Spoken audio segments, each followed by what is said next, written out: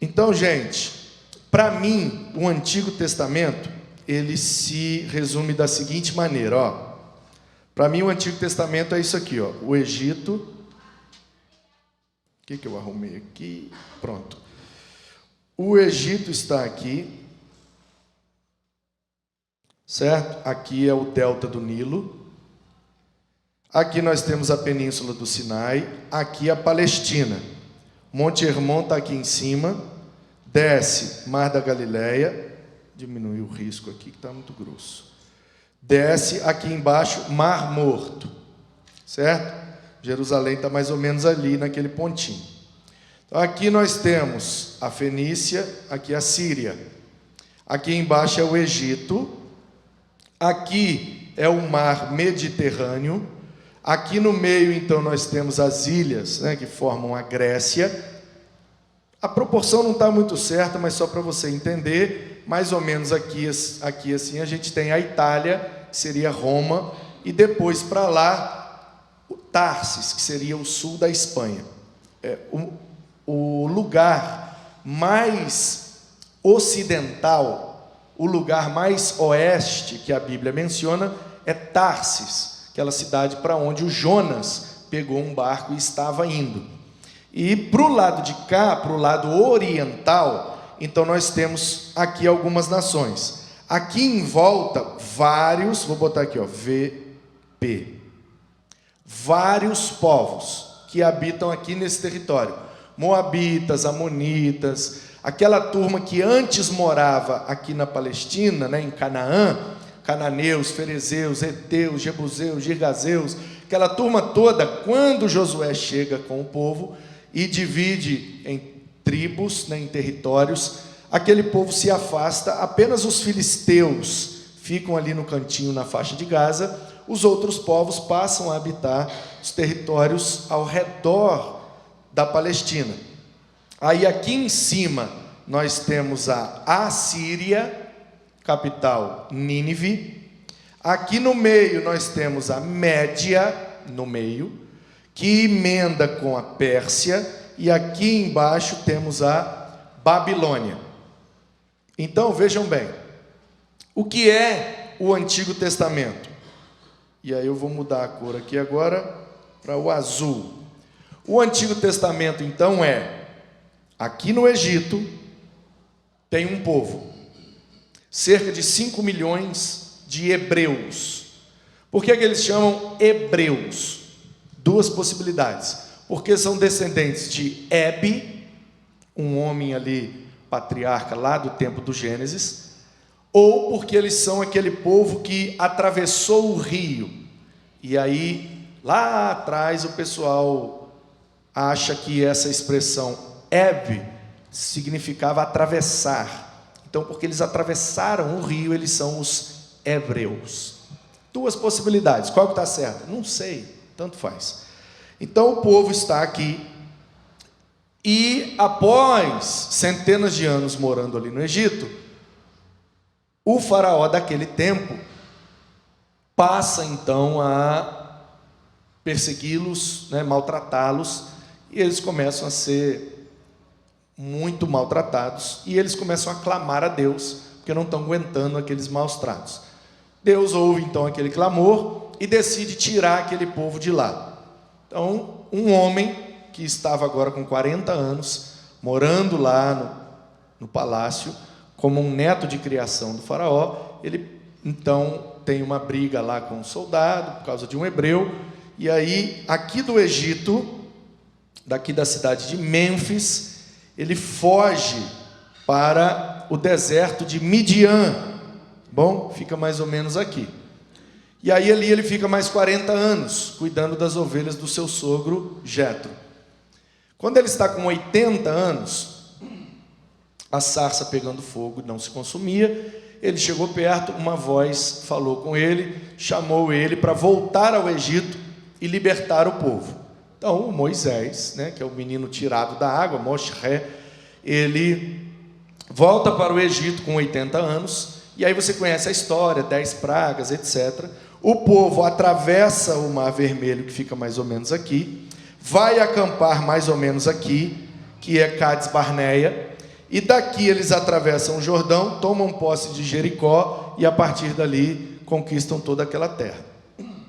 Aí tem o Josué, aí vem o período dos juízes, onde toda a terra dividida em 12 territórios. Cada território, quando é atacado, porque os povos que moravam aqui, lembra dos vários povos que se afastaram? De vez em quando, esses vários povos tentam invadir para tomar a terra de volta. Quando algum povo tenta invadir, dependendo do território em que o povo está invadindo, é uma tribo de Manassés, tribo de Judá, tribo de Dan, né? Então, os filisteus que estão aqui embaixo, eles invadem e são vizinhos da tribo de Dan, que a tribo de Dan está morando ali. Já lá em cima, quando os midianitas estão invadindo, aí já estão lá vizinhos à tribo de Efraim, Manassés. Então, os juízes são homens daquelas tribos, ou mulher, como tem a Débora, onde o povo que morava ali e perdeu a terra por auxílio do Deus desse povo, eles se organizam e invadem para tentar tomar a terra de volta. Quando eles invadem, Deus levanta alguém para liderar o povo, para não permitir que eles perdessem a terra. E essas pessoas que Deus levanta para liderar é o que chamamos de juízes. Samuel é o último dos juízes e ele então unge o primeiro rei, que é Saul. Saul reina por 40 anos. Então tudo está acontecendo aqui no sul, porque Saul é da tribo de Benjamim. Aí, depois de 40 anos, me dá um gole d'água aí, Regis, por favor. O Saul perde o reinado, você sabe, né? O filho dele, Isbosete, assume o trono, reina por mais ou menos 2 anos, ele vê que não funciona, então Davi passa a reinar. Davi começa em Hebrom e vai acontecendo tudo conforme a gente conhece. 40 anos ele morre, o seu filho Salomão assume mais 40 anos. Quando Salomão morre, o Roboão sucede e o pessoal do norte vem lá pedir para abrir aquela congregação em Betel. Ele não deixa, então o pessoal do norte, aí aqui agora eu vou mudar a cor para... Que cor que eu uso aqui agora? Deixa eu ver uma cor aqui interessante. Vermelho, azul, vou usar o amarelo, né? Então, todo esse território aqui de amarelo é a tal da Canaã, que foi dividida em 12 tribos, que agora é o território da nação de Israel. Então, o pessoal de Samaria, que é mais ou menos aqui, no meio, vai lá em Jerusalém, que é mais para baixo, para pedir para o Roboão para abrir uma congregação lá em Betel, porque o Israel, que dá o nome dessa nação, que é um homem, adorava lá em cima, e por isso aquele lugar chama Bet-El, né? Bet-El, a casa de Deus. Então, já que o nosso pai Israel dizia que lá era a casa de Deus, por que é que vocês fizeram o templo aqui embaixo em Jerusalém? Tudo bem, o seu pai Salomão quis fazer aqui, porque vocês são daqui, né? O Saul era de Benjamim, o seu pai e o seu avô era daqui de Judá, então tudo bem que vocês fizeram o templo aqui embaixo, mas deixa a gente abrir uma congregação lá em cima, porque senão a gente tem que ficar vindo aqui embaixo toda vez que a gente quer fazer culto. O Roboão não permite, briga com os caras, eles voltam, e aí a nação se divide. Então parte aqui não é exatamente no meio, é bem lá para baixo, e aí a parte de baixo passa a se chamar Judá, a capital é Jerusalém, e a adoração acontece no templo de Salomão. A parte de cima permanece chamando Israel, porque o Israel morava lá em cima, adorava lá em cima. A capital, a cidade de referência é Samaria, e a adoração acontece em Betel. Então aí a nação se divide. 10 tribos do norte são Israel, capital Samaria, adoração em Betel. Judá e Benjamim passam a se chamar de Judá, capital Jerusalém, adoração no templo de Salomão. Isso acontece de mais ou menos 950, de Roboão, até a invasão da Babilônia, que começa em 605. Então, a Assíria, daqui de cima, até esse momento, lá de Gênesis, porque como a gente crê, quem escreveu Gênesis? Moisés. Moisés escreveu Gênesis em que ponto? Por isso que eu comecei a história no Egito com Moisés. Porque a história do Antigo Testamento começa no Egito com Moisés. A história da humanidade começa lá atrás com Adão em Gênesis. Mas foi o Moisés que escreveu isso. Então nós não estamos estudando a origem da humanidade, nós estamos estudando o Antigo Testamento, de Gênesis a Malaquias. E o Antigo Testamento, o livro de Gênesis, foi escrito por Moisés lá em Cades Barneia, naquele período dos 40 anos que o povo estava ali acampado, até que depois eles invadiram Jericó. Então a história do homem começa lá atrás, com toda aquela história do Gênesis, mas é Moisés que registra isso. Então a história do livro começa com Moisés. E aí o Egito é o império. O Egito é o primeiro, maior e mais extenso império da história da humanidade. Quando o Egito começa a perder força, os assírios começam a se especializar em batalhas e usar outros metais, principalmente o cobre, para fazer as suas armas. Isso dá a eles um poder bélico, e eles aqui de cima, a partir da Síria, da Fenícia e desses territórios desses vários povos, eles começam então a invadir a Palestina, e cortando aqui por baixo, eles destroem entre aspas, né? Eles tomam posse do Egito, e a Assíria, com a capital Nínive e o imperador Senaqueribe, atingem o auge. Então o Egito deixa de ser um império, e a Assíria, por volta do ano de 750 a.C., passa a ser o império daquele tempo. Em 722 a.C., a Assíria invade o norte, destrói Samaria, Betel, e as 10 tribos do norte são então destruídas, dispersas, e nunca mais elas voltaram a se organizar como nação. Se perderam. Elas são chamadas hoje em dia de as 10 tribos perdidas de Israel, porque não se tem mais linhagem genealógica, nem território, nem nada. Pois bem, a Babilônia, que está aqui embaixo, começa agora, por volta de 620, 615, a se destacar como um grande império. Então a Babilônia destrói os assírios, e com Nabopolassar passam a ser o império, sucedido por Nabucodonosor, que em 586 a.C. destrói o templo de Jerusalém, dá uma última invasão. Eles começam a invadir a partir de 605, e a última invasão é 586, quando o templo é destruído, e a última leva de hebreus, de judeus, são levados para a Babilônia. Então a Babilônia é agora o grande império, e aí nós temos ali o grande exílio dos judeus. Passam-se 70 anos, e agora temos o momento pós-exílico, onde o povo, a Média, se une com a Pérsia, e o império Medo-Pérsia, com Ciro de um lado e Dário do outro, eles se unem, destroem a Babilônia, destroem no sentido de tomam o poder, né? E o império da Pérsia agora libera os judeus que querem voltar para Jerusalém, e eles, liderados por Zorobabel, voltam e começam a reconstruir o templo.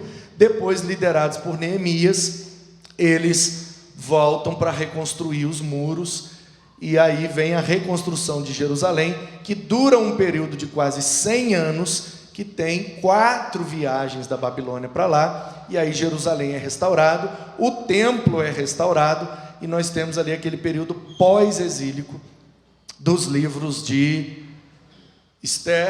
Esdras, Neemias, Esther, Jó, e todos os profetas pós-exílicos, que são Ageu, Zacarias e Malaquias. E, para encerrar aquilo tudo, para contar a história da origem e do desenrolar da vida daquele povo, vem o livro das Crônicas, fechando o pacote do Antigo Testamento. Isso em ordem cronológica.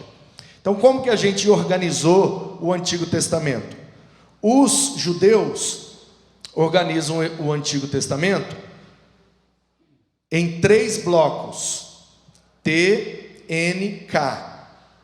E aí coloca vogal, né, a partir dos maçoretas, e passa a se chamar então Tanakh. T de Torá, N de Nebim, K de Ketubim, que é lei, profetas e escritos. Então a lei é o Pentateuco, de Gênesis a Deuteronômio. Os profetas são todos os livros ali que a gente chama de Josué, Juízes, Samuel, Reis, todos aqueles livros. E os pós-exílicos são os escritos. E aí os livros, eles dividem em profetas anteriores, a divisão dos reinos, né? E profetas posteriores, a divisão do reino de Israel. E aí vem os escritos, que encerra com o livro das crônicas, que é um resumão geral, é mais ou menos o que nós estamos tentando fazer aqui hoje. Então o judeu organiza em 3 blocos e chamam de Tanakh: Torá, Nebim, Ketubim. Isso tem nos slides que vocês receberam, que vocês aprenderam, e quem não tiver é só pedir, é tudo nosso. Como que os cristãos organizaram esses livros? São 39 livros, e os cristãos organizaram em 5 blocos. Então, deixa eu mudar a cor aqui para o roxo. E nós, então, fizemos 5 blocos. Então, a gente chama de Pentateuco, o primeiro bloco, que são os 5 primeiros livros, por isso Pentateuco significa 5 rolos. Na verdade, 5 estojos de guardar os rolos, que é isso que é teukos em grego. Então, o Pentateuco é a lei de Moisés, que começa com Gênesis, Moisés registrando as histórias que ele ouviu falar da dona Joquebede, sua mãe, que contou para ele. Então, até Moisés, as histórias eram passadas por tradição oral. Um falava para o outro e ia passando de geração em geração. Depois nós temos os livros históricos, de Josué até Ester. Nós temos ali os livros históricos, que conta toda a história de como o povo tomou posse da terra e como aquele povo viveu naquela terra até o exílio da Babilônia. Aí depois nós temos os livros poéticos, que vai de Jó até Cântico dos Cânticos, que são os livros que usam da poesia, de muita figura de linguagem. Dentro dos poéticos tem os sapienciais, que são poéticos, mas que também trazem sabedoria. Então, Provérbios, Eclesiastes, Jó também é um pouco sapiencial. E aí, depois dos poéticos, a gente tem os proféticos, que a gente, cristãos, divide em 2 blocos. Primeiro, os profetas maiores, porque os livros são maiores: Isaías, Jeremias, com Lamentações, Ezequiel e Daniel. E depois os profetas menores, só porque os livros são menores, que vai de Oséias até Malaquias. A gente divide o Antigo Testamento nesses 5 blocos, onde o Pentateuco é Moisés ali no deserto, para orientar aquele povo. Os livros históricos são para registrar todo o desenrolar da vida daquele povo naquela terra. Os poéticos fazem parte de vários períodos, né? Pré-exílicos, durante o exílio, pós-exílico. É a junção de toda a poesia de Israel. E os proféticos, e os últimos, Ageu, né, Zacarias e Malaquias, são os pós-exílicos. Depois que voltou da Babilônia, eles profetizam para ajudar o povo na reconstrução do templo e dos muros. Então, o que é o Antigo Testamento? O registro de como Deus conduziu a sua vontade desde que o povo foi gerado. E aí deixa eu mudar aqui agora. Eu precisava, na verdade, era de uma nova cor, né? Acho que o preto vai ser a última. Então, nesse mapa, você está lembrado, né? O mapa, aqui tem Tarsis, aqui é Roma, aqui é o Egito, aqui é a Grécia, aqui é a Síria, aqui é a Babilônia, Média e Pérsia, aqui é Canaã, né? Então aqui é Israel, aqui é Judá, aqui é a Fenícia, aqui é a Síria, aqui todos aqueles vários povos. Então, nesse território aqui, a Mesopotâmia fica mais ou menos aqui, ó. Tá? Essa bola grandona que eu estou fazendo é a Mesopotâmia. Por que ela chama Mesopotâmia? Porque meso é no meio e potes é água em grego. Então, a terra, né, no meio das águas. Mesopotâmia. Por quê? Porque tem 4 grandes rios aqui, ó. Tem o Tigre, o Eufrates, o Gion e o Pison. Então, aqui no meio desses 4 grandes rios é a chamada, e aí aqui eu vou botar agora um branquinho aqui, ó, a Mesopotâmia. A história, a arqueologia, a antropologia secular dizem que a origem da humanidade é na Mesopotâmia. Ok. Como diria o Werner Keller, né? A Bíblia tinha razão. Então, a humanidade começa na Mesopotâmia, no Éden. Depois, o povo sai e vem aqui para baixo, porque aqui embaixo é a Babel. Por isso que aí depois passa a se chamar Caldeia e depois Babelônia, a terra de Babel. Então o povo vem para cá, Deus confunde as línguas. Com a confusão das línguas, esse povo começa a se movimentar para vários lugares. Aí você passa a ter humanidade nesse território aqui, mais especificamente nessa meiuca aqui. E aí vem temos o povo se espalhando, e daqui da Caldeia, que era Babel, passa a se chamar Caldeia, o seu Terá sai daqui e vem aqui para cima, para Padã Arã. Aqui em cima, criando seus filhos com suas noras, aí Deus chama o Abraão para daqui de cima de Padã Arã descer para a terra de Canaã, e Deus promete a dar para o Abraão aquela terra ali. E aí começa toda a história como a gente conhece: Abraão, Isaque, Jacó, que passa a se chamar Israel, que tem 12 filhos, um dos 12 vai para o Egito como escravo, que vira governador e depois leva todos os irmãos. Esse grupo de 100 pessoas, dos 12, com seus esposas e filhos, crescem no Egito por cerca de 400 anos, chegam em torno de 5 milhões de pessoas, e é aí então que acontece o êxodo com Moisés e começa a história do Antigo Testamento, com todos esses livros e toda essa história que eu já falei. Então, o que é o Antigo Testamento? É o registro da origem, da criação de todas as coisas, origem da humanidade e dos movimentos que essa humanidade fez e como é que eu vou chamar? Das interferências, vamos chamar assim, né? As interferências de Deus na história da humanidade para que o seu plano de redenção pudesse acontecer com a vinda de Cristo. E aí a gente vai ver isso a partir do próximo domingo no Novo Testamento, e a gente vai ver de Mateus até Apocalipse. Então o Antigo Testamento basicamente é isso, e eu queria que o Regis agora falasse um pouco para nós, e depois eu vou abrir para perguntas. Nesses 5 blocos, Regis, o que você destacaria do Pentateuco? O que é que a gente não pode esquecer do Pentateuco? O que é realmente importante? Depois dos históricos, dos poéticos e dos proféticos. Bom, irmãos, o pastor já falou tudo, eu acho. Eu acho que eu posso sentar aí com vocês e aprender mais. Mas a gente, pensando, como vocês sabem, eu sou professor de história, então aqui nada mais é do que uma aula de história da Bíblia, né? Uma história bíblica do povo bíblico, e por isso a gente acaba remetendo a muitos povos e a situações que nem sempre os irmãos estão acostumados. A gente pega a Bíblia, começa a ler e fala: a Bíblia é um livro santo, Deus está falando comigo, e se esquece que tem muita história geral do mundo aqui. Quando a gente estuda lá no 6º ano, os filhos de vocês estão lá no 6º ano, aí chega com aqueles livrões gigantes para vocês: mãe, amanhã tem prova, e vai cair da página 1 até a página 100, e aí vai cair 10 perguntas amanhã, o que eu faço? Aí você vai pegar o livro, vai começar a ler, e vai perceber que tem muita coisa da Bíblia ali. Por quê? Porque no 6º ano a gente estuda, sim, os povos antigos. Tudo isso que o pastor falou, a maior parte desse mapa que ficou rabiscado no final, é uma coisa que nós chamamos de crescente fértil. É a primeira coisa que os moleques aprendem na escola quando chegam no 6º ano.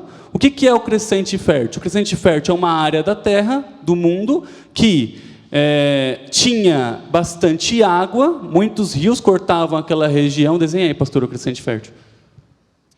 Tem que ver uma cor que eu ainda não usei. Que cor que eu não usei, meu Deus? Eu usei tanta cor. Deixa eu ver uma...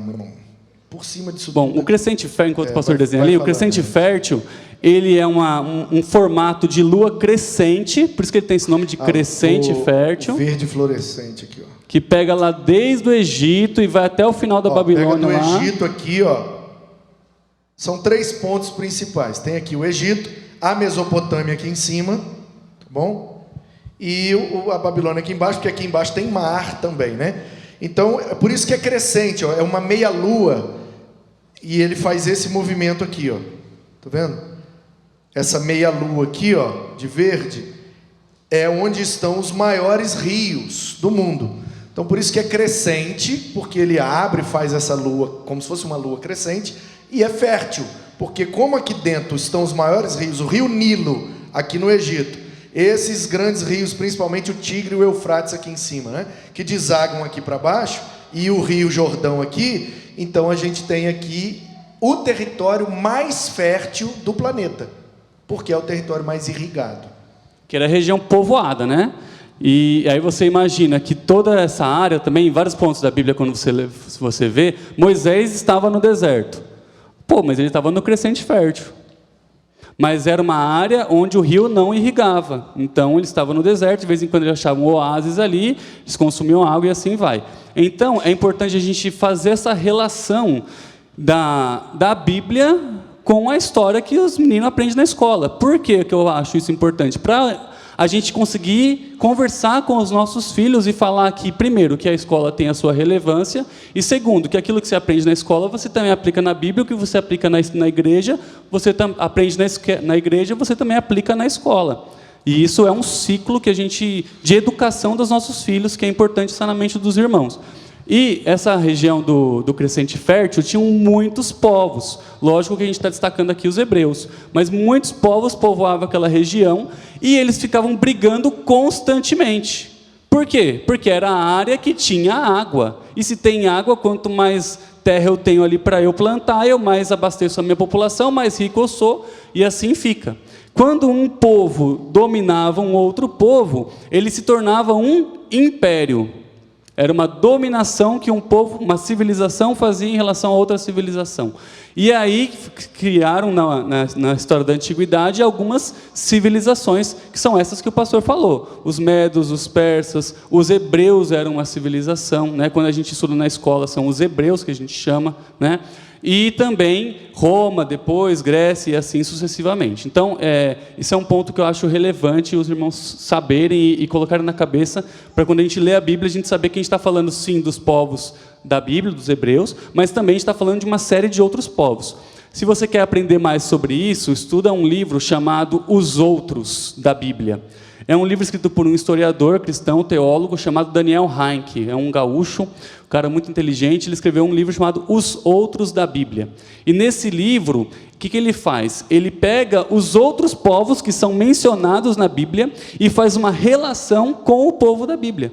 Ele compara a religiosidade, ele compara o Estado, ele compara o comércio, ele faz uma série de comparações culturais e vai fazendo como que o povo da Bíblia se relacionava com estes povos que também estão ali em torno do povo de Israel. Tá? Então, fica aí uma indicação de professor, se não indicar livro, não é professor, né?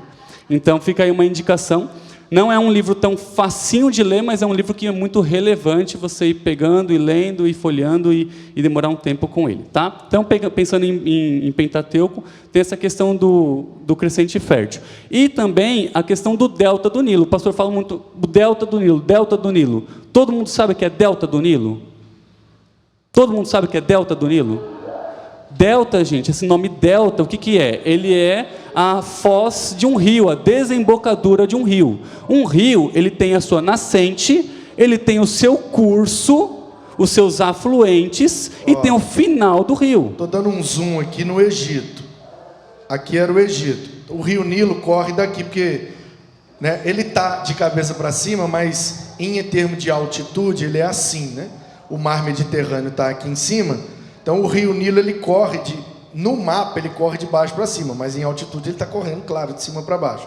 Então ele corre daqui para cá. Quando chega aqui no extremo nordeste, ele abre formando um triângulo de cabeça para baixo, que é a letra D do alfabeto grego, a letra delta.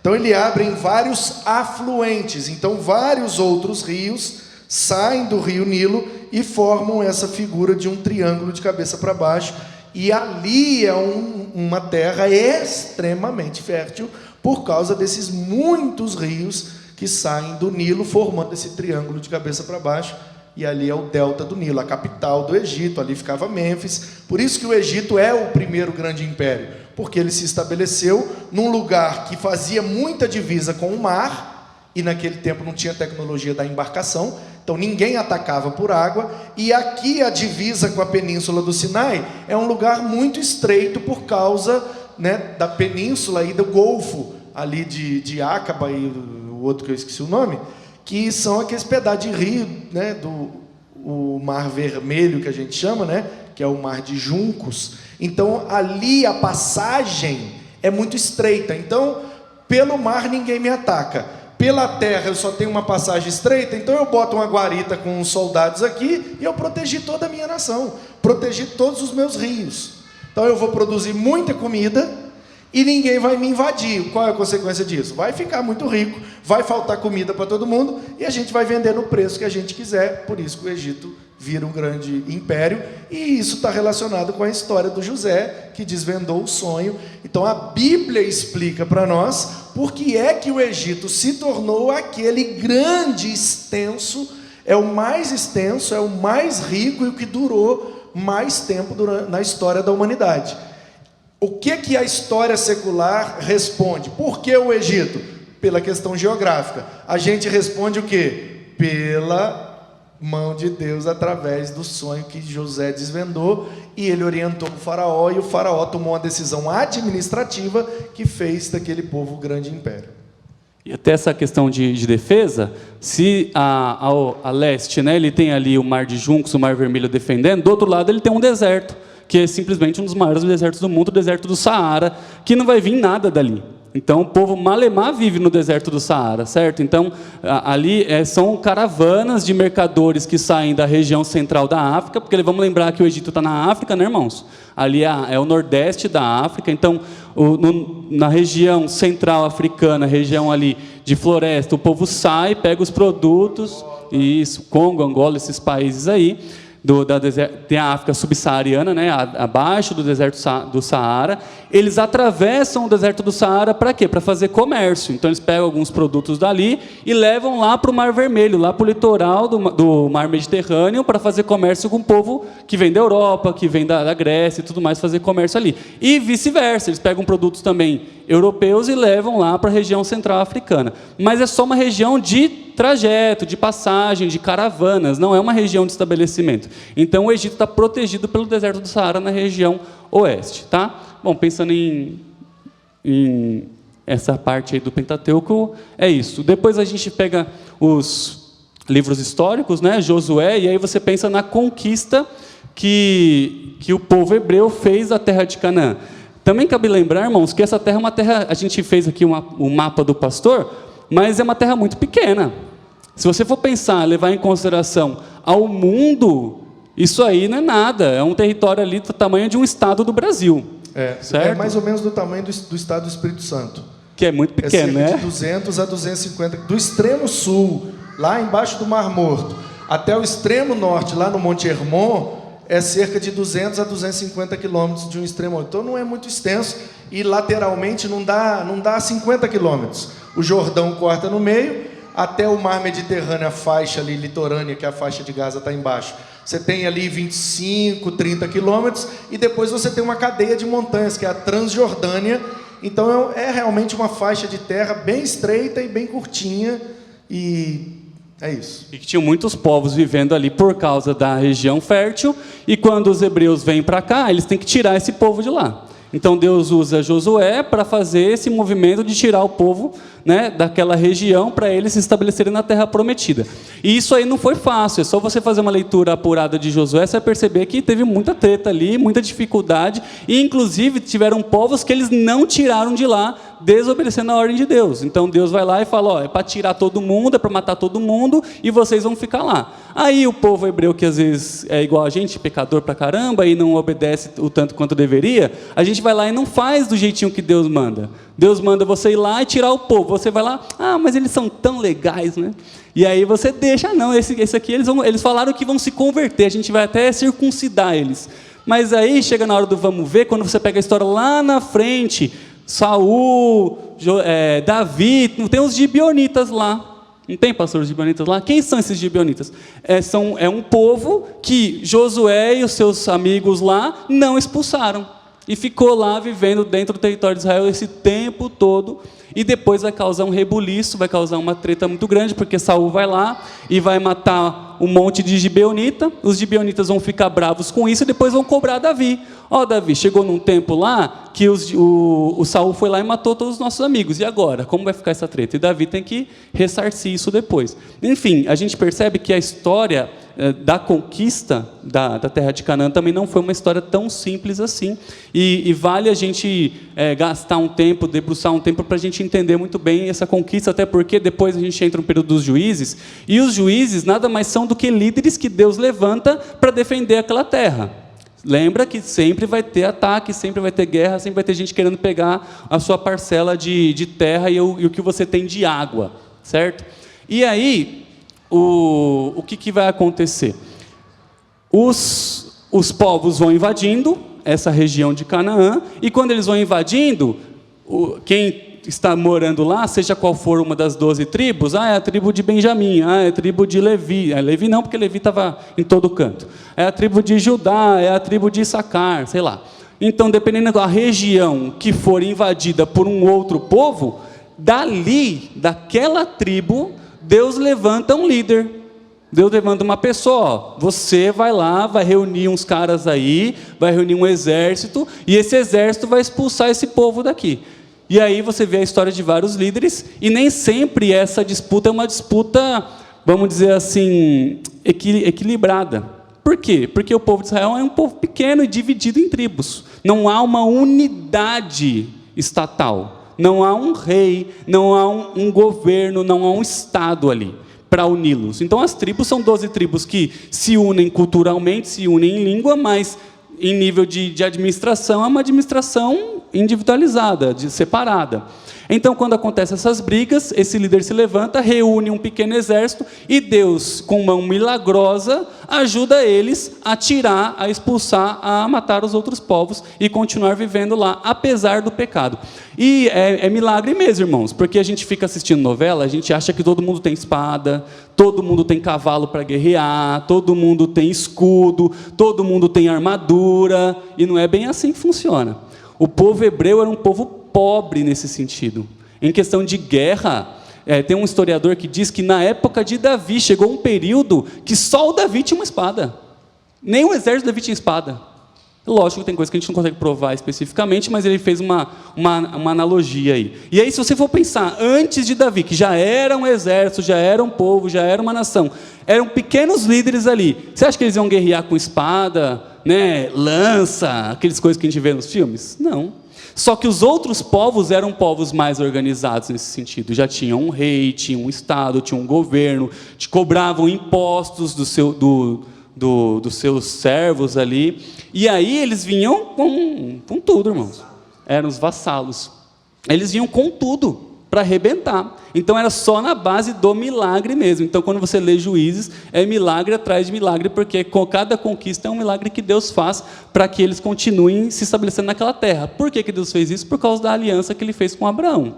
Se não fosse a aliança com Abraão, esse povo já tinha sido dizimado já faz muito tempo, tá bom? E na contemporaneidade até, eles sempre houve essa tentativa de dizimar esse povo, e eles estão aí até os dias de hoje, certo? Bom, já falei agora que eu tenho que falar, mas poéticos, Bom, a gente tem toda a história dos reis e as crônicas nada mais é do que o resumo de toda a história do povo de Israel. Como o pastor falou, o livro de crônicas na Bíblia hebraica, ele é os últimos livros ali da Bíblia deles, certo? Da Torá, né? da Tanakh, né? É o último livro. As crônicas é quando Esdras pensa assim, o povo viveu em Canaã, depois o povo foi para o exílio, ficou 70 anos no exílio. Quem volta para a Terra Prometida, quem volta para essa região, não são aquelas pessoas que foram. É uma outra geração que está voltando. A gente está pensando em 70 anos. Regis, mas o pessoal vive 100 anos. Não vive 100 anos, irmãos. Se pensar em 30, 40 anos, já está acabado. Eu tenho 37. Né? Se eu vivesse lá 2000 anos atrás, eu estava só o pó, não estava com essa cara de novinho. Vamos mudar aqui. Essa conversa. Melhor aí. Claro. Enfim, então, o povo, ele vinha, quem estava voltando para Canaã, era uma outra geração, eram os filhos, eram os netos, que já nasceram na Babilônia, e que nem sabe falar hebraico, talvez. Não tem nada, não lembra quem é Deus, quem é Abraão. É aí que surge o aramaico, é aí que surge a sinagoga. São várias coisas que são as mudanças provenientes do período do exílio. O povo teve que se adaptar para sobreviver. Então, assim, até voltou uma meia dúzia, né, que Esdras, capítulos 3 e 4, vai mostrar que quando Zorobabel lança ali uma espécie de pedra fundamental, vamos começar a reforma do templo, aí eles fazem um culto. Quando começa o culto, um grupo de anciãos começa a chorar e gritar de alegria. E aí o Esdras registra dizendo que eles estavam se lembrando de quando eles eram crianças e iam no culto no templo. Agora eles estão com 70 anos mais velho, e é uma meia dúzia, um grupinho que falou, eu quero voltar para morrer em Jerusalém. Alguns que estavam vivos e alguns que tinham saúde, que era uma viagem andando, passando pelo deserto de Negueb, que é muito complicado, e dá quase 1000 quilômetros. Da Babilônia até Jerusalém, quase 1000 quilômetros andando a pé, passando pelo deserto.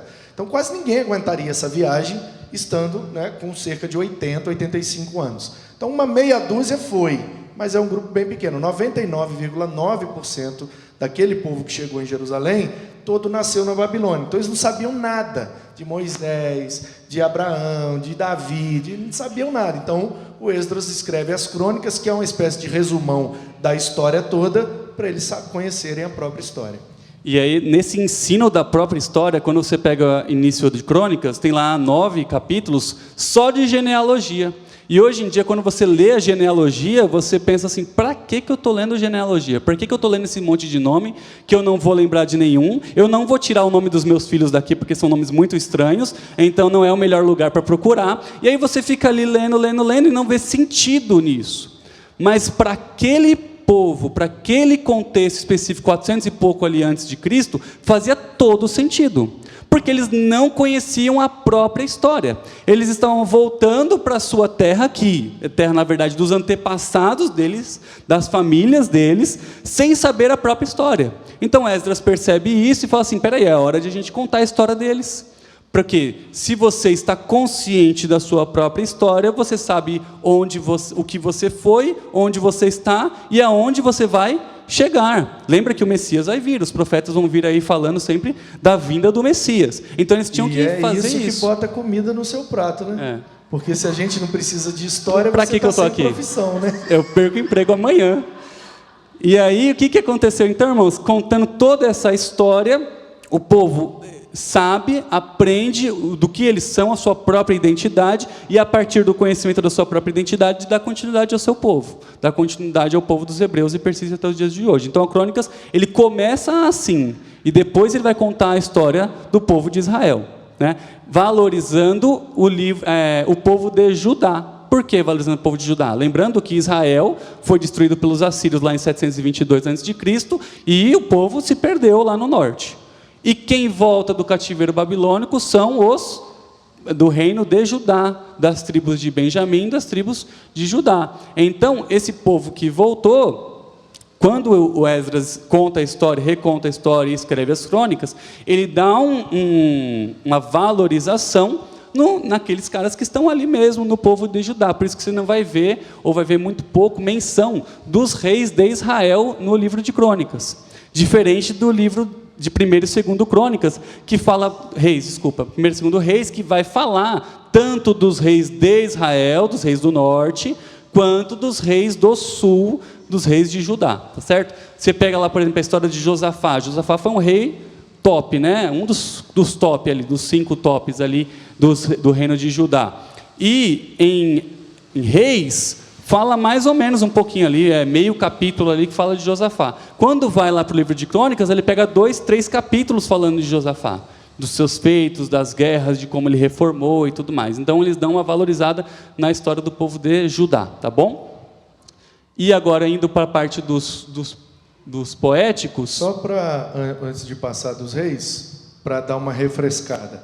São 19 reis no norte, Israel, 19 reis no sul, Judá. Os 19 do norte, nenhum agradou a Deus. Nenhum. Dos 19 do sul, 5. Você consegue até forçando a barra chegar em 8, mas tem um top 5 ali que é Josias, o top 1, né? Josias, Osias, Joás, Josafá e Ezequias.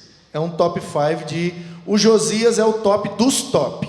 Melhor do que Davi, melhor que todos. É a Bíblia quem diz. E tem uma mensagem, eu preguei uma mensagem esses dias para trás aí, usando a vida de Josias, então todos os detalhes estão lá, você pode assistir depois, é bem interessante. Que a gente esquece, o cara começou a reinar com 8 anos de idade, morreu com 39, num vacilo, foi lá na frente do exército, deixa eu ver o inimigo, pã, tomou uma flechada. Enfim, então o Josias e depois esses 4 que buscou a Deus quando o bicho pegou para o lado deles. Ah, você vai morrer, ai me ajuda, aí vira crente. Ah, o inimigo vai invadir, ai meu Deus, aí vira crente. Então assim, o Josias é crente mesmo, não precisou de nada de ruim para buscar a Deus. Os outros 4, quando o negócio apertou, eles buscaram. Mas os outros 14, nem quando o negócio apertou, eles buscaram Deus. Insistiram na teimosia, na desobediência, e por isso que aconteceu o exílio da Babilônia. Bom, e aí indo para a parte dos livros poéticos, a gente percebe lá o livro de Salmos, que é uma reunião, uma coletânea daquilo que era cantado pelo povo de Israel. Então tem vários salmos ali que são escritos por Davi. Davi era músico, um exímio músico, né? E isso cabe para todos nós, né? Aqueles que estão servindo na igreja são os melhores em tudo. Quando você pensa, por exemplo, lá o Bezalel, lá no Êxodo, lá no Levítico, quando ele vai fazer as coisas lá para o sacerdócio, ele era o melhor. Era o cara que fazia, que esculpia as pedras, o melhor que tinha. Quando o Saul está lá com o espírito mal, né, com o demônio lá endemoniado, quem que vai tocar a cítara, tocar a harpa e cantar para o Saul? É o melhor músico que tinha Israel, era o Davi. Então, Davi ele escreveu vários salmos, tem outros salmos escritos pelos filhos de Corá, né, os levitas ali da região, tem salmos de Moisés também, então tem vários salmos que foram reunidos nesses 150 salmos, são separados em 5 livros, tem lá as suas temáticas, antigamente nas nossas Bíblias vinha tudo separadinho, né? Livro 1, livro 2, livro 3, aí tinha a conclusão do livro 1 para início do livro 2, hoje em dia as Bíblias não aparecem mais isso. E tem salmos que a gente não sabe quem que compôs. E é interessante que aparecem muitas informações nos salmos que a gente nem sempre dá relevância. Por exemplo, a gente pensando em música, você tem lá várias informações de como tinha que ser cantado aquele salmo. Primeiro, para que ele servia, em que situações eles eram cantados, e também como que tinha que ser. Tem informações ali, se você começar a pegar aqueles nomezinhos estranhos e pesquisar, que eram tipos de melodias. Tinham salmos que eram cantados com a mesma melodia. Vários salmos cantados da mesma forma, só mudando a letra, só que era uma forma fácil do povo gravar e cantar junto. Né? Lembrando que não era como é hoje, você manda um link, aprende a música aí, a gente vai cantar domingo. Não era assim, então não podia ter tanta variedade, tanta criatividade assim, para o povo cantar na igreja, cantar no templo. Então, às vezes, a música, o som, quando você escutava o som, a melodia, era a mesma melodia, só que quando você via a letra, era um outro salmo, era um outro cântico que estava sendo cantado. Tá? E olha só, Regis, que interessante, na questão da história, que é a sua especialidade, nenhum outro povo, nenhuma outra cultura ou nenhuma outra religião tem registro de suas poesias ou de suas músicas, principalmente com essas orientações específicas. Isso aqui é para tocar com instrumento de corda, isso aqui é para tocar desse jeito, daquele jeito, né, tal, tal, tal. Então, assim, os salmos, a maioria de Davi, 1000 anos antes de Cristo, nós estamos falando de 3000 anos, os de Davi. Se você pega do pessoal de Corá, ou Coré, depende da transliteração, por volta ali de 750, então tem salmos de Moisés, de Salomão, e alguns anônimos que são datados entre 950 e 1050, um pouco antes de Davi. Tem gente que até aponta Davi como o compilador de alguns salmos, e não, de fato, o compositor. Então a gente tem registro de letra de música, de orientação de melodia e de instrumentos a serem utilizados, que datam de 3100 anos, gente, atrás. Nenhum outro povo tem esse registro, nenhuma outra cultura de informações musicais tão antigas quanto o povo hebreu, e nós temos isso na Bíblia. Então, só em termos históricos e culturais, o livro dos Salmos é um negócio maravilhoso, que é pouco estudado. Lá no Espírito Santo eu tentei futucar a turma da Universidade Federal, porque tinha um menino lá de Guaranhuns que era doutorando em linguística, e através dele eu tentei futucar uns doutorzão lá de literatura, para eles. Gente, vocês têm que estudar o livro dos Salmos, isso aqui é poesia, isso aqui é muito antigo. Como é que vocês são doutor de literatura e não conhecem isso aqui, não estudam isso aqui? Tudo bem, você não quer acreditar que é a palavra de Deus, que é religião, que Deus não existe, problema seu. Mas o valor literário disso aqui, a antiguidade e a riqueza da poesia disso aqui, vocês não conhecem nada disso. Como que não tem na ciência, literatura secular, uma parte da literatura poética de Israel? Vocês não sabem nada disso, vocês têm uma preciosidade na mão, que é a Bíblia, no livro dos Salmos, e vocês não sabem nada, os provérbios, que datam de 3, 4, 5 mil anos atrás, ou, né, na perspectiva de que Salomão foi um compilador e não o escritor, o autor dos provérbios. Então, assim, uma riqueza nos livros poéticos, tem uma riqueza maravilhosa, não só na questão espiritual e religiosa, mas na questão literária e histórica, e isso não é utilizado como deveria. A gente precisa mandar nossos meninos para a universidade com esse tipo de cabeça, de ideia, para ver se a gente consegue voltar os olhos da ciência histórica e poética, literária, para a beleza literária que é a Bíblia, né? Excetuando o maior valor, que é espiritual, tem ali uma riqueza histórica e literária que ninguém está dando ideia. Por quê? Porque a gente limitou a Bíblia a um livro religioso. Mas ele é muito mais rico do que isso, e a gente perdeu a oportunidade de apresentar a Bíblia como o melhor livro da humanidade, e a gente criou essa barra de preconceito, de que a gente é tudo burro, de que a gente é tudo tapado, que fica dando dinheiro para pastor porque a gente é burro, quando na verdade a gente tem o melhor objeto literário da história da humanidade, mas porque a gente não estudou ele direito, a gente perdeu essa oportunidade. E aquilo que a gente canta é cultura, faz parte do nosso povo. Se alguém lá no futuro, daqui a, sei lá, 200 anos, 300 anos, se Deus não tiver voltado ainda, né? Vou estudar o povo do período dos anos 2000, como que esse povo vivia, o que eles acreditavam, o que eles faziam. Uma das coisas que eles vão fazer é pegar as nossas coletâneas de música. O que eles vão saber de nós ouvindo as músicas que o povo brasileiro escuta? Misericórdia, não é? Se você quer estudar bem o povo hebreu, vê o que eles cantam. Porque aquilo que eles cantam, aquilo que eles têm como poesia, como literatura, é aquilo que eles acreditam. É a cultura, é o reflexo daquele povo. É a produção daquele povo, é a vida daquele povo. Então, quando você pega os Salmos, você consegue entender o que o povo hebreu acreditava. Qual era a fé deles? Quais eram os costumes deles? O que eles aprendiam na escola? Está ali. Quando você pega lá o Salmo 119, é o que os moleques aprendiam na escola, há 3000 anos atrás. Por quê? Porque lá é um acróstico. O pastor já falou isso outra vez. Cada ciclo de 8 versos ali começa com uma letra do alfabeto hebraico. Então o cara começa a aprender lá com aqueles 8 versos, vamos supor lá a letra A. Começa lá 8 versos. Aí depois vai para a letra B, mais 8 versos. É a cartilha. E o primeiro dos 8 versos, que é o chamado o verso roxo, que é o verso cabeça, né? Todas as palavras começam com a letra. Então é como se fosse em português assim: a abelha abriu a asa. Uma frase onde todas as palavras começam com A. Aí vem mais 7 com a letra A iniciando a frase. Aí vem o verso cabeça da letra Bet, que é a segunda letra do alfabeto hebraico. Então, a primeira frase das 8 com a letra Bet, aí seria em português, sei lá, como é que, uma frase, né? Olha só a dificuldade. Uma frase que faça sentido, falando de Deus, onde todas as palavras comecem com A, com B, com C, com D. É muito difícil. Então, é uma riqueza. Inclusive, foi através do Salmo 119 que eu futuquei o menino para futucar o orientador dele. Mas o cara não deu muita ideia. De que, olha a beleza literária disso.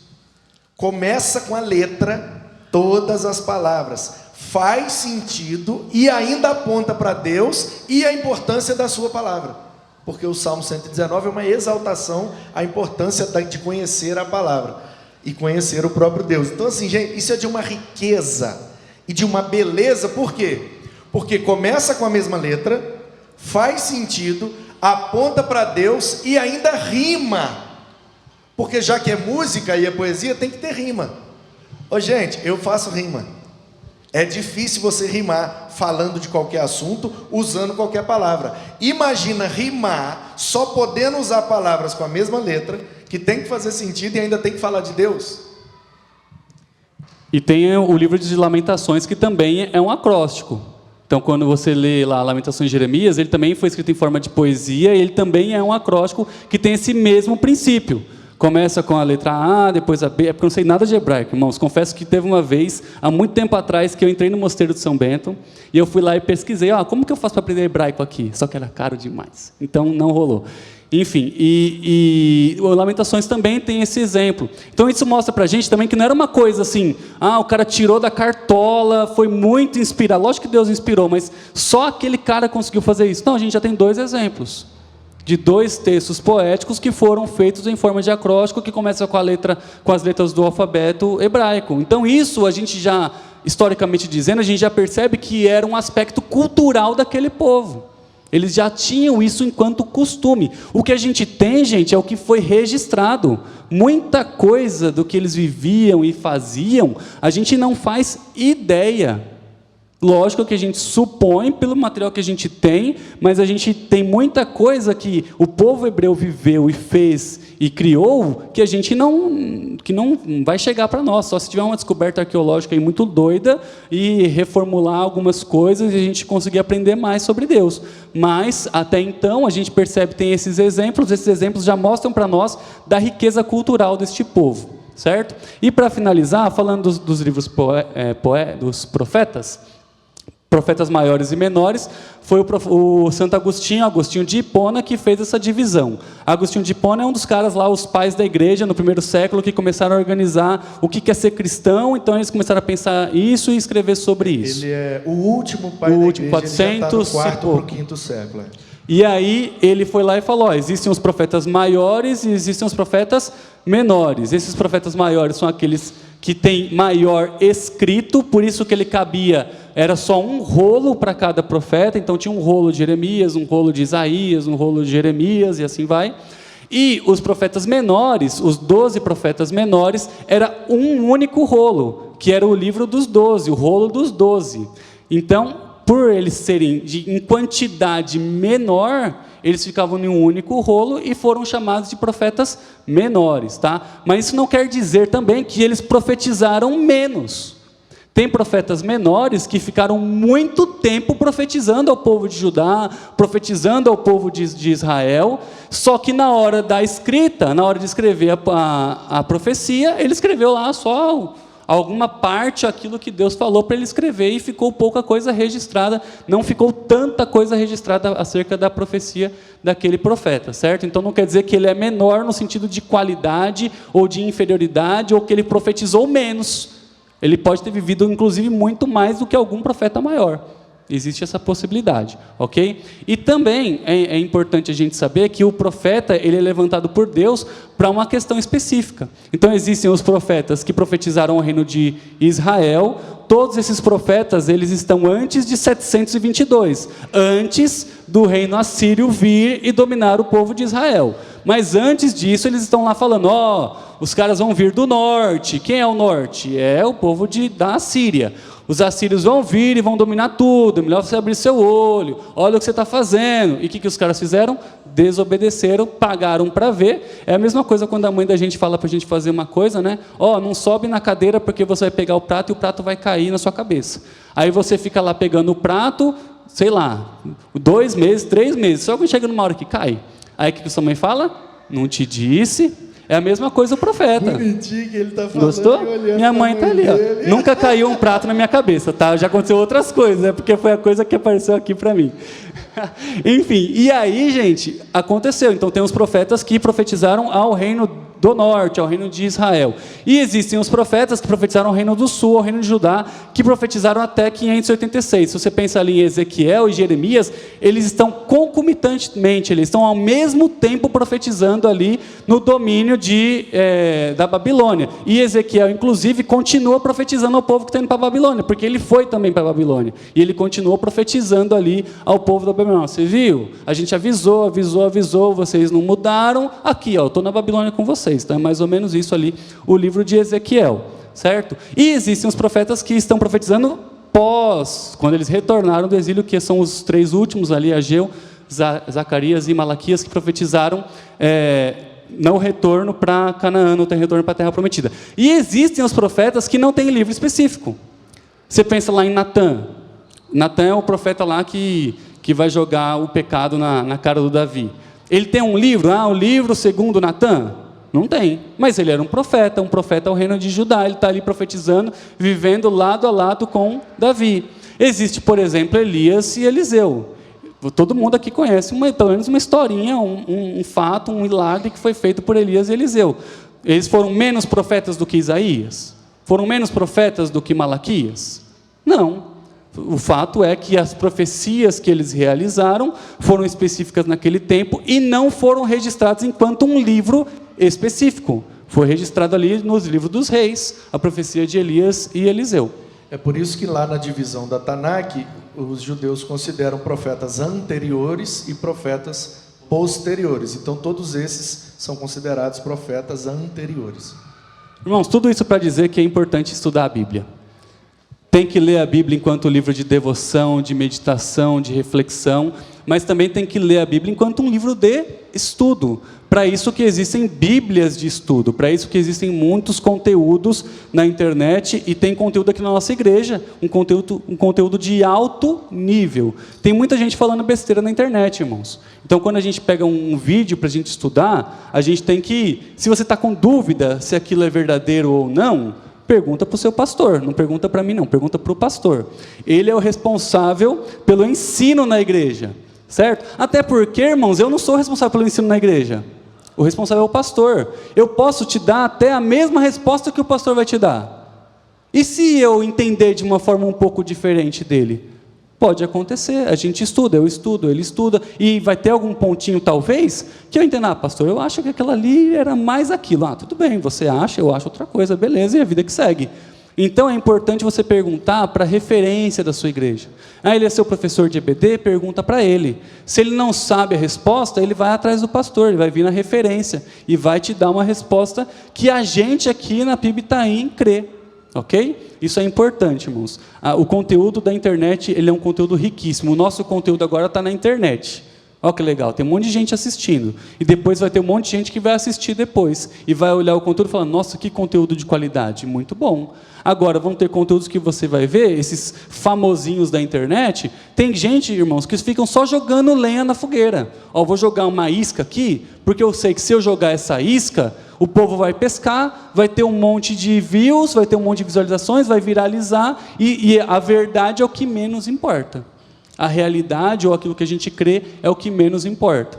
Certo? Então, por isso que é importante a gente, primeiramente, pesquisar e conversar com as pessoas nossas de referência, para depois, se você quiser ir para um seminário e fazer um curso específico, ter um conhecimento mais apurado.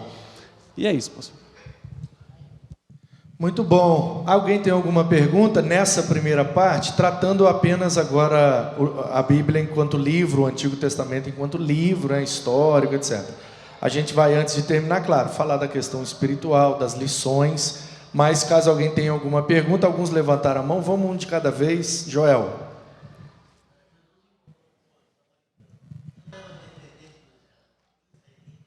Excelente pergunta, Joel. Pergunta do Joel é: Jesus encontrou com a samaritana. Ela era descendente dos israelitas? Sim.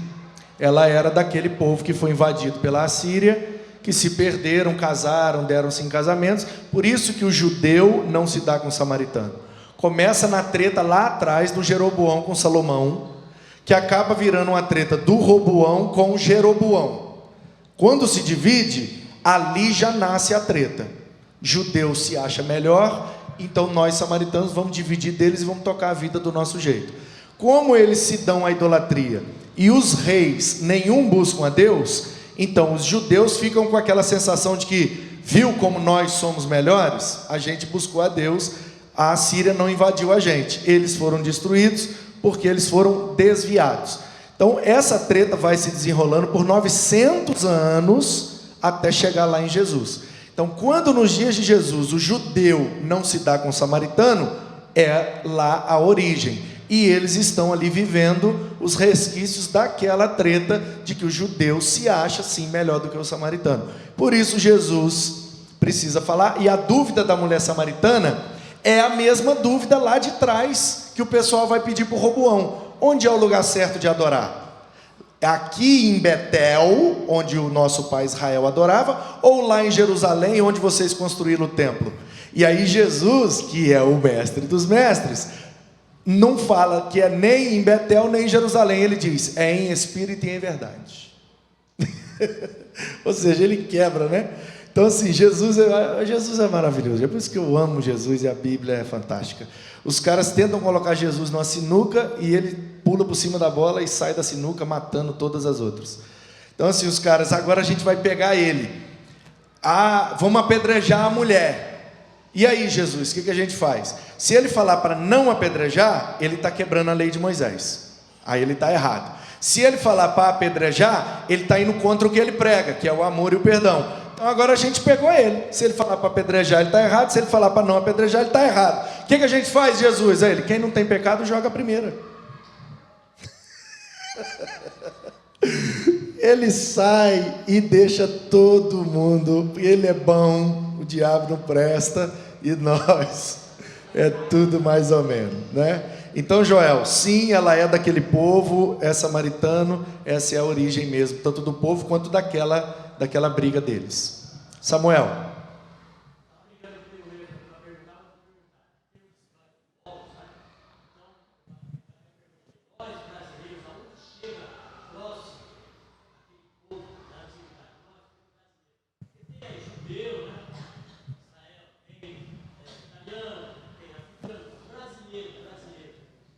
Certo. A pergunta do Samuel, que é também muito boa, nós os brasileiros, a gente é de que povo, né? O brasileiro é um misturado, né? O brasileiro tem tudo e mais um pouco.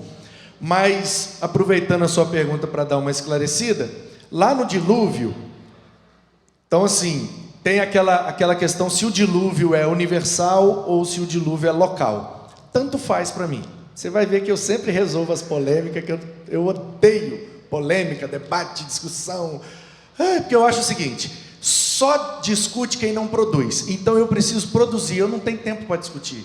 Então assim, legal essa discussão, mas é que eu estou trabalhando agora, deixa eu cuidar da minha vida.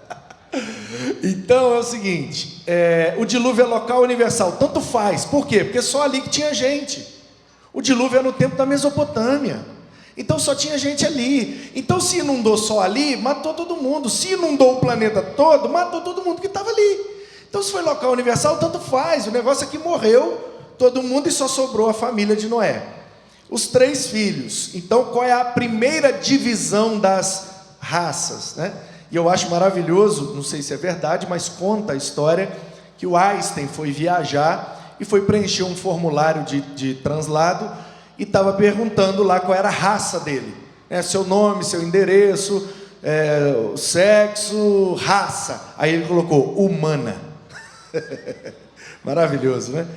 Então, assim, a gente só tem essa raça. A raça é humana. Nós somos todo mundo gente, independente das diferenças. Mas depois do dilúvio, a gente tem a primeira divisão.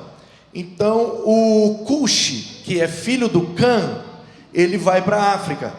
Então, todos os africanos são cuxitas, descendentes de Cuxi, pele mais escura e toda aquela característica. O Sem fica ali no Oriente Médio e espalha para a Ásia. Então, todo aquele povo é semita, descendentes de Sem. Por isso que todo preconceito contra judeu, árabe ou os povos ali do Oriente é chamado de antissemitismo, porque é descendentes de Sem. E o Jafé, que é o outro filho de Noé, ele vai para a Europa, pele mais clara e estatura mais alta. Então você tem 3 filhos de Noé por causa das misturas iniciais, e o pessoal de genética, de biologia, uma outra conversa, a gente não tem conhecimento nessa área, mas as misturas genéticas, naturalmente, com o passar do tempo, vai promovendo mudanças. Então, a ideia antropológica, e isso não é só a partir da teologia, a ideia antropológica mesmo, secular, é de que lá no início foram tendo essas mudanças de características e com a evasão do povo foi tendo uma mudança. Então, se a gente se lembrar que a Terra, claro, né, levando em consideração que a Terra é um globo achatado nos polos, porque tem, ultimamente está voltando a discussão de que a Terra é plana, etc. Então a gente não quer desrespeitar ninguém, nenhuma ideia. Então, assim, tomando na perspectiva de que a Terra é um globo achatada nos polos, se você reparar, por exemplo, a característica dos povos da Tailândia, da China, até do Japão, então você pega ali, se é um globo, então aquela parte da Ásia, pegando também a teoria da Pangeia, de que era um continente só, que depois foi se expandindo em vários continentes, e aquele continente único se chamava Pangeia, que é pan, é geral, por isso panorama, é uma visão geral da coisa. E Geia vem lá do Gênesis mesmo, da origem, Então a origem geral dos continentes era uma terra só. E se você analisar, a parte leste do Brasil encaixa perfeito na parte oeste da África. A gente, se você reparar, dá mesmo essa sensação de que era uma coisa só que foi se expandindo. Então, se você pegar, por exemplo, um tailandês e colocar ele do lado de um chileno, dos povos do lado de cá, da América, que na Pangeia estavam grudados lá naquela parte da Ásia, você vai ver que o povo tem mais ou menos a mesma estatura, mais ou menos o mesmo puxadinho do olho, mais ou menos a cor da pele e a ausência de pelos no corpo. Muito parecido. Por quê? Por causa daquilo. Então a ideia antropológica começou tudo num grupo só, que com as mutações genéticas, faz filho com um, faz filho com o outro, faz filho, vai tendo mutação e vai mudando, e também as questões naturais de adaptação vai promovendo essas mutações genéticas e biológicas. Então a ideia é que o Cuxi é esse cara com essas características, que gera as características do povo africano.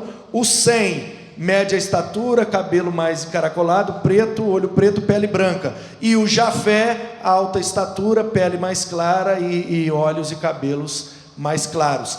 Então, pela característica dos cuxitas, a África é mais confortável para eles. Pela característica dos semitas, o Oriente é mais confortável. Pela característica do jafetita, a Europa é mais confortável. Então é lógico que para mim é mais confortável estar num lugar que é mais frio do que quente. A minha pele não lida bem com o calor. Então eu na África passo muita dificuldade, assim como pegar um cara de pele preta e jogar no extremo frio da Europa, dos países do norte, ele tem mais dificuldade. Então naturalmente o ser humano de pele preta tem mais facilidade com o calor, o calor agride menos ele, e tem mais dificuldade com o frio, e o contrário com os de pele branca. Então a ideia é que os povos foram buscando os lugares mais confortáveis para viver, e por isso a gente tem essas mutações, porque os brancos foram casando mais com os brancos, os pretos casando mais com os pretos, e isso foi reforçando a genética e vai tendo gente daquela característica. Como o Brasil é um país recente, o Brasil tem 500 anos. A gente está falando de povos de 5, 6 mil anos. Os hebreus, a gente está falando aí, só do Davi, 3.000 anos, o Abraão, 5.000 anos. Então a gente está falando de povos muito mais antigos do que o Brasil. Como o Brasil é um país recente, o povo nativo, é esse povo de característica, entre aspas, indígena, porque na verdade eles acharam que era Índia, mas a Índia, a China, aquele povo da Ásia, faz a divisa aqui com a América do Sul, na parte oeste. Então os nativos daqui têm aquelas características do Nordeste asiático, na verdade do Sudeste, né? Sudeste asiático, e vieram os europeus para cá, e depois teve a questão da escravização, que vieram os negros. Então o Brasil é um país que tem as 3 origens. Então a gente tem aqui semita, a gente tem jafetita e tem cuxita. Na mistura desses 3 tem o brasileiro, que tem a mais variada estatura, cor de pele e tipo de cabelo. Irmão, é só para a gente falar, pensando em Brasil, hoje já é praticamente um consenso na historiografia brasileira dizer que nós somos um povo miscigenado, ponto. Essas indagações, essa busca pela origem, é mais de gente querendo achar pelo em ovo e querendo aparecer ou querer se colocar numa situação em mídia do que algo histórico, do que algo antropológico. Então, não, os indígenas, eles são, sim, a origem do povo brasileiro. Quem disse? Se você pensa em Brasil, o nome Brasil é um país muito recente. Então, a gente, sim, é um país miscigenado. Nós temos uma mistura de povos, sim. Essa mistura de povos, ela se dá a partir da chegada do continente europeu, dos portugueses aqui, depois da chegada dos povos africanos aqui, e tudo se mistura e se faz aquilo que nós somos. Agora, se você for querer pensar como que os indígenas vieram para cá, existem teorias. Isso são teorias, isso são hipóteses, isso não é provado cientificamente por ninguém. Não, é certeza que eles vieram por lá e nesta época. Não, não é certeza, não é garantia. Não, mas o cara lá usou a técnica de carbono 14, que pegou a ossada tal, e diz que isso aconteceu há tanto tempo. Quem disse? Então, existem cientistas que acreditam, sim, que aconteceu em tantos anos, e existem outros cientistas que falam, não, questionam aquela datação do carbono 14, e dizendo que essa transferência, essa migração, não aconteceu há tantos anos assim. Então, aí, é tudo questão de muita hipótese, de muita teoria, e que, para nós aqui, não faz sentido a gente ficar discutindo essas relações. Mas, existem aqueles que dizem que o continente americano foi povoado pelo Estreito de Bering. Legal.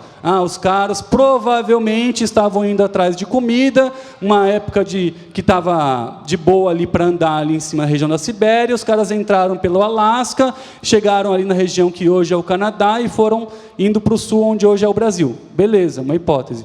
Existem outros que dizem que foi uma migração acontecendo por mar. Os caras lá da região da Malásia, da Polinésia, que tinham o costume de viver em ilhas, porque ali são centenas de ilhas, os caras iam migrando de ilha por ilha, com barquinho, no reminho, de boa, ou sem remo, sei lá como os caras foram.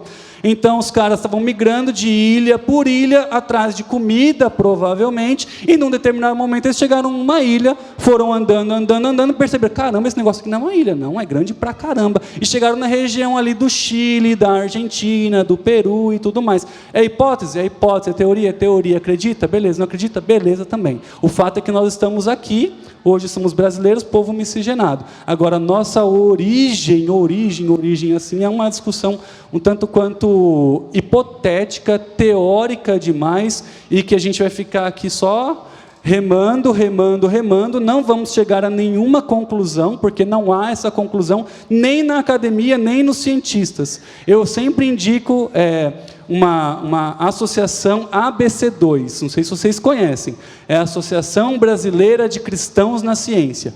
Tem um site, os caras conversam, se reúnem. Eu sou cientista da área de biologia, monta um grupo. Eu sou cientista da área de história, monta um grupo. Eu sou cientista da área de literatura, monta um grupo. São todos cristãos, todos cientistas, estão todos discutindo ciência, mas sempre com a Bíblia como pano de fundo. Então, quem quiser se aprofundar nessas questões científicas, hipotéticas, teóricas, demais, vai lá para a ABC2, vocês vão se dar bem e vão ter muito conteúdo de qualidade que vão satisfazer as necessidades de vocês. Legal. Joel?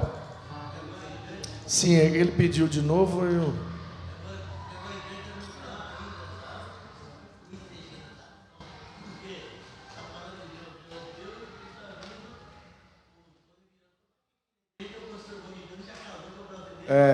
Exatamente. Vai mudando sem parar. A gente vai misturando sem fim. Vanessa.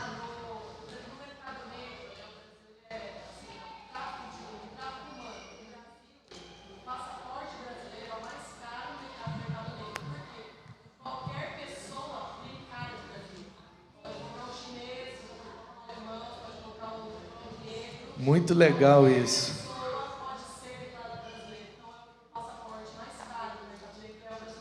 A Vanessa, da área do direito, está trazendo essa informação para nós, muito interessante. No mercado negro, né, de tráfico, de coisas erradas aí da criminalidade, o passaporte mais caro é o do Brasil, porque qualquer pessoa pode se passar por brasileiro. Então, o Brasil é, de fato, esse povo miscigenado. Mas alguém tinha levantado a mão para a pergunta? Robson?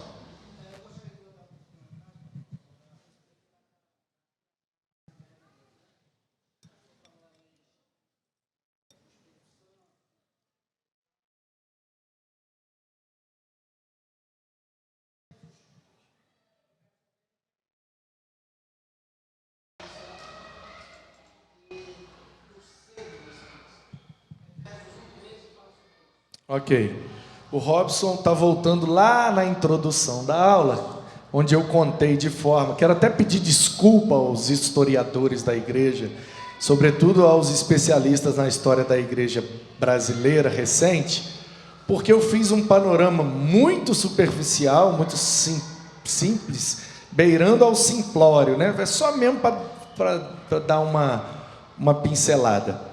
O Robson, então, está perguntando na questão que eu falei do pentecostalismo, da Assembleia de Deus, e perguntando a diferença da expressão batismo com o Espírito Santo, que, na verdade, tem o batismo com Espírito Santo, que tem essa perspectiva. A gente é batizado no Espírito ou com o Espírito, né? E a expressão lá no grego ela é tanto um quanto o outro. É no/com, é sinônimo. E a questão do selo do Espírito Santo, se há diferença. Depende da perspectiva, Robson. Numa perspectiva pentecostal, o selo é a garantia de salvação, o que acontece no ato da conversão da pessoa. Porém, o batismo é o segundo evento, onde se dá, digamos assim, o Espírito vai agora encher essa pessoa e vai dotá-la de um dom específico do Espírito, onde, nessa linha que eu falei lá na introdução, a evidência desse batismo se dá através do dom de falar em línguas ininteligíveis. Então, nessa perspectiva, há uma diferenciação. Na interpretação dos históricos, as denominações históricas, e também de interpretação histórico-gramatical, a interpretação é de que são expressões sinônimas, tanto batismo quanto selo e plenitude. Então a gente é batizado e nisso também a gente é selado e nisso a gente tem acesso à plenitude do Espírito. O que cabe a nós é o que Paulo orienta, é buscar e encher-se desse Espírito, quando em Efésios ele diz, né, não se encham de bebida que traz libertinagem, mas encham-se do Espírito que traz a verdadeira liberdade. Então, na nossa interpretação das denominações históricas e os de interpretação histórico-gramatical vão interpretar que são expressões não necessariamente sinônimas, mas que fazem parte de um mesmo evento. Quando a pessoa nasce de novo, ela converte, né? Através do poder do Espírito, ela é selada, ela é batizada e ela tem agora acesso a essa plenitude. Mas ela precisa, né, encher-se. A diferença é, então imagina que o Espírito é uma água, e a Bíblia usa essa figura para o Espírito, uma água, né?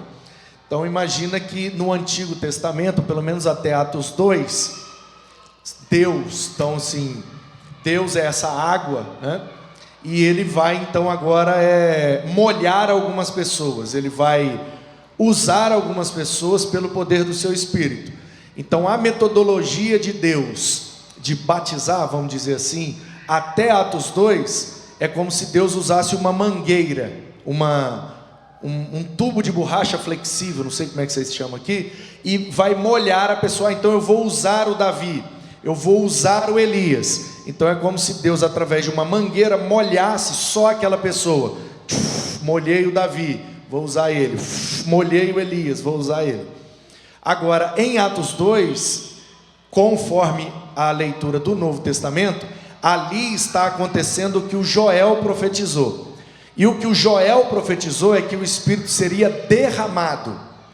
Então, a figura, para ilustrar o evento, é que em Atos 2, imagina que Deus é essa água, e agora ele vinha molhando com uma mangueira, agora ele virou tudo. Então toda aquela água infinita que é Deus, foi derramada sobre a humanidade. Então imagina que o planeta Terra é uma grande piscina, e a humanidade está vivendo ali dentro, e Deus está molhando individualmente com a sua mangueira. Em Atos 2, Deus se jogou inteiro dentro da piscina. Aí agora a humanidade está toda boiando nessa água, que é o Espírito de Deus.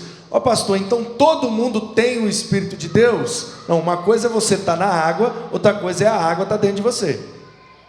Então o enchei-vos estando nessa água, nascendo de novo, essa água agora entra em você, mas você precisa continuar inspirando, para que você se torne cheio. E dentro da água, você precisa estar constantemente bebendo dessa água, para se manter constantemente cheio ou pleno do Espírito. Ok? Então basicamente são duas interpretações diferentes, provenientes de duas origens teológicas e de interpretação diferente. Lembrando que a interpretação histórica ou gramatical, ela vem desde o 2º século e permanece até hoje, e essa nova maneira de interpretar, que é proveniente de uma escola alegórica de interpretação lá de Alexandria, ela teve a sua ênfase e a sua difusão a partir da Comunidade Apostólica da Fé, a partir do William Seymour. Portanto, isso tem cerca de 130 anos. Pastor, só para a gente trazer essa pergunta para o gancho da aula, né? Você imagina que no Antigo Testamento, o Espírito Santo de Deus estava nas pessoas quando convinha. Então Deus dava do seu Espírito, colocava o seu Espírito naquela pessoa para realizar uma atitude específica. Então, você pensa nos juízes, os caras estavam ali, eram líderes, Deus ia lá, derramava, dava do seu Espírito para aquela pessoa fazia a função, libertava o povo e já era. E o Espírito Santo ia embora, não ficava ali Davi, naquela pessoa. E Saul, né? A comparação. Não retire de mim o teu Espírito, porque nos dias de Davi havia essa possibilidade. Então qual é o perigo da leitura do Antigo Testamento? Não levar em consideração que a gente já tem o Novo Testamento, e Atos 2 já aconteceu. Então nos dias de Davi havia a possibilidade de retirar o Espírito. Nos nossos dias não existe. Por quê? Porque ele foi derramado agora de forma definitiva. Então como que eu vou falar, retira, Deus volta para a eternidade, não se desderrama-se? Não tem como. Aí nessa perspectiva, claro que música tem licença poética, e eu não gosto de chatice a esse nível não, mas é por isso que, por conta dessa interpretação, muita gente fica pegando no pé de canções que repetem a expressão derrama, né? Vem Senhor, ele já veio, né? Deus vai derramar, já derramou. Deus vai... não, já aconteceu em Atos 2, já está definitivo. Não precisa ficar pedindo, nem chamando, nem... já foi, já aconteceu, já está aí, está disponível para todo mundo. Mas a gente entende que a licença poética da música, o cara quando está, né, vem Senhor e derrama, ele não está numa perspectiva teológica, pneumatológica. Ele está numa perspectiva de eu quero viver as mesmas experiências do passado. Então tem que ter uma certa licença poética, porque se trata de uma música e não de um tratado teológico. E o exemplo é Saul, né? Porque o Espírito de Deus estava com Saul. Ele foi ungido rei por Deus. Só que em determinado momento, o que aconteceu? O Espírito Santo de Deus foi tirado de Saul, tanto que veio um espírito mau. Aí os caras falam assim, como que o Espírito Santo de Deus estava com Saul e também tinha um espírito mau? Não rola, não dá, irmãos. Não tem como ter um Espírito de Deus e um espírito mau junto. Então o Espírito de Deus estava com Saul, foi retirado de Saul, e aí veio o espírito mau, certo? E, no caso de depois, o Espírito vai rolando aí e enchendo outras pessoas. É isso aí. E também por isso que na nossa pneumatologia, junto com a nossa demonologia, na leitura do Novo Testamento, e já estudamos aqui por que no Antigo Testamento é o espírito mau da parte do Senhor e no Novo Testamento é o demônio, por causa dos persas que deram aquela contribuição do dualismo, e aí a gente tem depois dos persas uma compreensão diferente dos espíritos malignos. Então é por isso que o genuíno cristão, nascido de novo, habitação do Espírito, não pode ser possesso de nenhum espírito imundo. O máximo que ele pode ser é oprimido. Então, na nossa demonologia cristã neotestamentária, a gente divide possessão demoníaca de opressão demoníaca. Então, o crente, aí falando, claro, o crente genuíno, nascido de novo, etc. O crente pode até ser oprimido, como Jesus foi, como os discípulos foram, né? Muitos cristãos do Novo Testamento foram oprimidos, né? O próprio Paulo diz que o diabo esbofeteava ele, e tal. Então, assim, opressão maligna o crente pode viver, mas possessão é impossível, porque o Espírito habita nele, não tem como, né? O demônio é infinitamente menos poderoso que o Espírito de Deus, não tem como ele entrar onde o Espírito de Deus está. Então é isso. Mais alguma pergunta? Não temos? Então, pois não, Vanessa.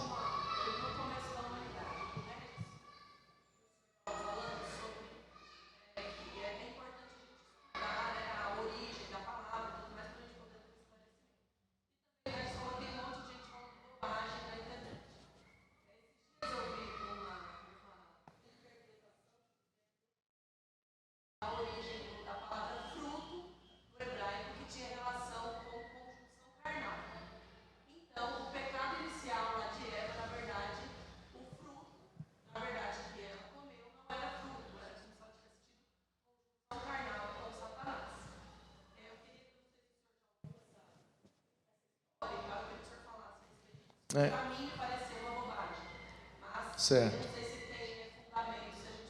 Isso é antigo, de vez em quando alguém... Certo. A Vanessa disse o seguinte, que ouviu na internet, que uma pessoa disse que a origem da palavra fruto no hebraico seria conjunção carnal.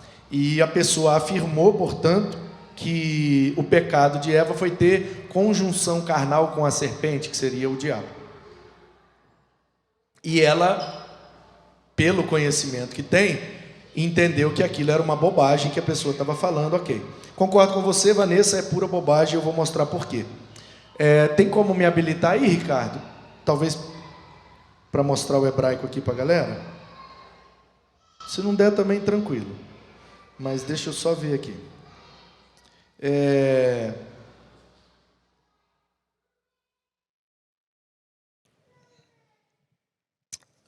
Mas a serpente, mais sagaz que todos os animais da selva, que o Senhor Deus tinha feito, disse à mulher, assim que Deus disse, não comerei de toda a árvore, respondeu a mulher, do fruto das árvores não comerei. A palavra fruto no hebraico é peri. O cara falou que era isso? Peri. Então, ela significa fruto de um vegetal, que a gente chama às vezes de fruta, né? Ela significa da procedência de, então alguma coisa fez, aquilo é fruto da pessoa que fez, procede da pessoa, é fruto dela, né? Da procedência de, e significa também da descendência de. Então quando eu digo o Manuzinho é fruto da minha relação com a Ana Paula, isso também não está correto? Eu chutei essa caixa, ela caiu e quebrou, então o defeito da caixa é fruto do chute que eu dei, da procedência. E é o produto de um vegetal, uma fruta, né? Tem esses três significados. Então o que o cara pegou? Ele pegou o da procedência de, ou a descendência de, porque quando eu digo Manuzinho, é fruto da minha relação com a Ana Paula, da minha relação carnal com a Ana Paula. Porque para gerar descendente tem que ter conjunção carnal. Então o que é que ele fez?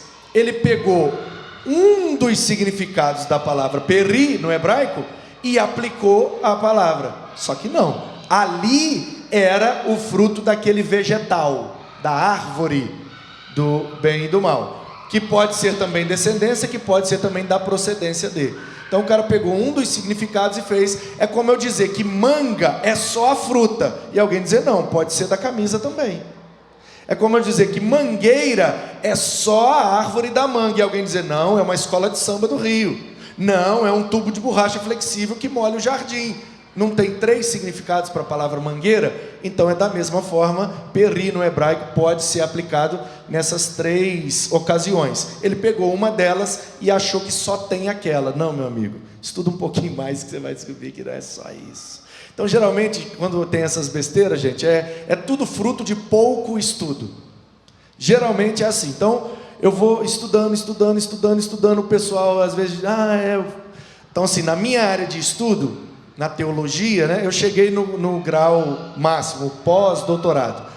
Mas eu não quero parar de estudar. Tanto estudo formal, né, que é sentar numa sala de aula fazendo um curso para obter um certificado, quanto estudar informal, ler, pesquisar, Eu não quero parar, quero continuar. Por quê? Porque quanto mais eu estudo, quanto mais eu aprendo, eu vejo o tanto de besteira que eu falei. Porque eu estava errado? Não, porque eu tinha estudado pouco.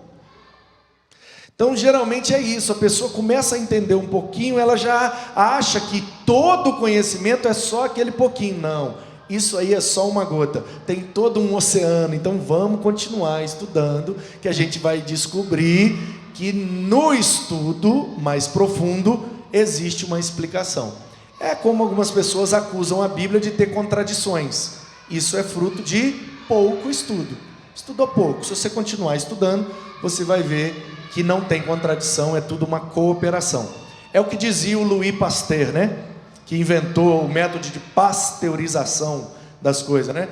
Dá um calor muito forte, depois fica gelado, esquenta e gelado, mata todas as bactérias, né? Por isso que a gente toma o leite pasteurizado. Louis Pasteur, cara francês que inventou esse método, ele era crente, e ele dizia que pouca ciência nos afasta de Deus, muita ciência nos joga dentro de Deus. Então quando alguém está discordando de Deus, é sinal de que está estudando pouco, precisa de mais ciência. Para a gente, no nosso contexto aqui, evitar cair em algumas ciladas nesse gênero, geralmente o que um cara faz, ele pega um texto e tira do contexto. Então ele pega lá um versículo específico, faz uma leitura daquele versículo específico e dá uma interpretação específica para aquele versículo. Então ele pegou o texto fora do contexto. Tem até um podcast chamado Contexto, que é com um teólogo, Paulo On. Ele escreveu um livro, Assim Falou Deus na Língua dos Homens. E lá ele fala sobre essa questão da tradução bíblica e tudo mais. É isso, os caras pegam alguma coisa específica, faz uma interpretação específica, tem até um fundamento, você viu que o pastor mostrou até o fundamento no sentido de tradução, mas quando você lê ali todo o texto, Ricardo, você percebe que não faz sentido. O Ricardo está ali não? Já foi embora? Acho que já foi. Não vai conseguir habilitar. Eu estou com o texto hebraico e eu queria mostrar para vocês, mas, enfim. Ninguém vai discordar de mim, né? Mais alguma pergunta? Senão a gente vai encerrar. E antes de encerrar, Rez, eu queria que você encerrasse. Aliás, sua participação foi maravilhosa, brilhante como sempre. E eu queria que você falasse, já falamos na perspectiva histórica, teológica, etc, etc. Agora numa perspectiva espiritual, de forma bem objetiva e sintetizada, qual lição espiritual a gente tira do Antigo Testamento nesses 5 blocos aí? Esse é o desafio nosso ali com a EBD, com os jovens. A gente teve esse gap da pandemia e deficiências, de fato, no ensino cristão aqui na nossa igreja também, especificamente, né? E, por conta disso, alguns jovens vão para a classe de EBD e eles têm conhecimento muito pequeno, muito raso de história bíblica mesmo. Só que a história pela história, ela é interessante, mas aqui a gente está para a aplicação dessa história. E o desafio nosso ali com os jovens é justamente esse. Então a gente estuda o texto, a gente estuda todo esse panorama bíblico, mas a gente procura aplicar a realidade deles. Recentemente a gente estava falando sobre Jeremias, e lá no começo de Jeremias fala que Deus chamou Jeremias para ser profeta, e Jeremias, a primeira coisa que ele fez foi fazer o quê? Não, irmão, oh Deus, eu sou uma criança ainda, eu sou muito jovem, pega lá um experiente, um pastor Manu, e manda ele para ser profeta lá para o povo de Judá, porque eu não tenho condições nenhuma. E aí Deus vai lá e dá uma esbufetada nele e fala assim: quem disse que é você que vai falar? Sou eu quem falo através de você. E quando a gente estava ministrando isso para os jovens, a gente falou o seguinte: é assim que a nossa vida cristã, todos os dias. Quando a gente lê um texto, a gente vê Deus falando com um povo dele, lá há milhares de anos atrás, hoje em dia, ele usa essa mesma profecia, ele usa esse mesmo texto para falar a nossa realidade, para falar conosco. E quando eu estava ministrando essa aula, era muito próximo do mês da juventude. Eu falei: olha, eu duvido, né, eu só quase coloco minha mão no fogo aqui para ter alguns jovens aqui que estão fugindo de trabalho. E é uma realidade, porque no meio da juventude a gente quer, você vai fazer isso, você vai fazer aquilo, você vai fazer tal. E o que a gente vê? Eu não posso porque eu não tenho experiência. Eu não posso porque, nunca fui lá na frente. Eu não posso porque eu não aprendi isso na minha EBD. Lembra da pandemia, Regis?